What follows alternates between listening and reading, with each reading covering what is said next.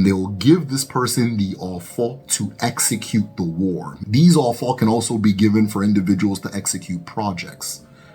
If the community decides a certain patch of land is going to be cleared to make more farmland, an individual will be given the mandates or the offer to make sure that that thing is done. So long as that person is holding the offer, that person therefore speaks for the whole of the community in the holding of that thing. Now, earlier I said pay attention to the age grade groups, right?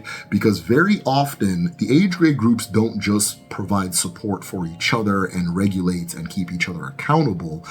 Each age grade group is going to have a department in community well-being that it is responsible for.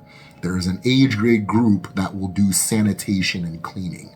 There's an age grade group that will form the military of the community. There's an age grade group that will do the field clearing when fields need to be cleared and so forth. And even within the age grade group, when an individual is of age and ready to marry, their age grade group will collectively form the work unit that will build their house, meaning age grades build houses for each other in traditional Igbo society.